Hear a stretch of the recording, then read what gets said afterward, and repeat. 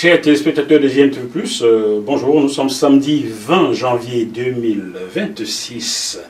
Je vais vous parler de la Coupe d'Afrique des Nations qui se déroule en ce moment au Maroc, dénommée Coupe d'Afrique Maroc 2025.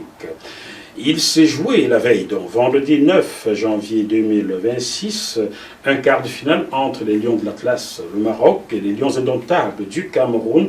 Un match qui fait scandale et les confrères en parlent. Alors c'est parce que les confrères en parlent que je me suis senti obligé, je me suis senti la légitimité de vous en parler. Loin de moi l'idée que le Cameroun a été meilleur que le Maroc. Loin de moi, l'équipe marocaine a un jeu beaucoup plus léché que celui du Cameroun. Les joueurs camerounais ne se connaissent pas, c'est des jeunes qui se rencontrent, qui sont rencontrés lors de cette CAN. Ils n'ont pas encore un fond de jeu, ils n'ont pas encore des automatismes. Alors que les Marocains jouent ensemble depuis 6 ans, étaient demi-finalistes d'une Coupe du Monde en jouant ainsi. Donc, pour moi, l'équipe marocaine est meilleure. Mais, quand on est meilleur, on ne recourt pas à la tricherie ou à l'influence. Quelques heures avant ce match, ou quelques jours, je crois la veille, le Maroc s'est plaint de l'arbitre qui avait été choisi par la CAF. Et qu'est-ce qui s'est passé? Patatras, la CAF a changé l'arbitre de ce match-là. Et je désignais un autre. Alors, sincèrement, est-ce une pratique raisonnable et acceptable? La mafia, peut-être j'ai couvert plusieurs CAN, pour ceux qui me connaissent. J'en ai couvert celle du Ghana pour la chaîne Vox Africa que j'ouvrais, et Nesma TV et d'autres chaînes dans le monde. J'ai couvert celle du Gabon pour RTN basée au Gabon et GMTV+. J'ai couvert celle d'Afrique du Sud en 2013 pour Orange France, Nesma TV et bien d'autres. Donc, je suis journaliste CAF reconnu, inscrit et reconnu. Mais après ce que je vais vous dire, j'ai peur qu'on ne m'accrédite plus jamais pour couvrir une CAN, car les scandales au sein de la CAF, j'en ai vu. Je vous parle d'un seul scandale de la CAF que j'ai vécu avant de vous faire part du point de vue de mes confrères français sur le match Maroc-Cameroun, quart de finale de la CAN 2025. Alors, le scandale que j'ai vécu, c'était en 2008, c'était le 1er février 2008 à Lomé au Togo. Ce soir, on remettait le ballon d'or africain.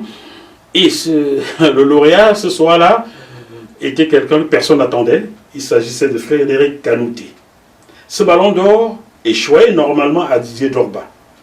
J'étais assis à côté de la tribune, bref, il se trouve que j'y suis arrivé, j'ai vu Samuel Eto'o quelque part, c'est mon petit frère du quartier, je lui ai dit bonjour, pendant que la sécurité virait les journalistes dans ce coin-là, il leur a dit non, c'est mon grand frère, vous ne le touchez pas.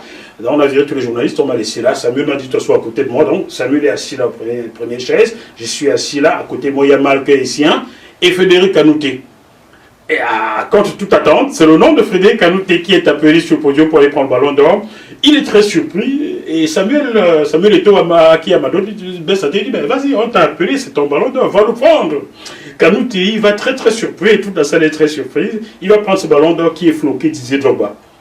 Bon, on nous a interdit de diffuser ça. Si je diffuse, c'est sûr que plus jamais je mets les pieds à la casse dans un tournoi. Donc voilà des scandales qui émanent comme ça à chaque fois la CAF, on change d'entraîneur, on change de lauréat du ballon d'or, des conneries comme ça. Voilà. Maintenant, écoutez ce que mes confrères de l'équipe TV, Grégory Schneider, c'est pas mon ami, mon seul ami sur l'équipe TV, c'est Hervé Penaud, donc je ne connais pas Grégory Schneider, mais écoutez ce qu'il pense de ce match d'hier et du pénalty non accordé aux Camerounais.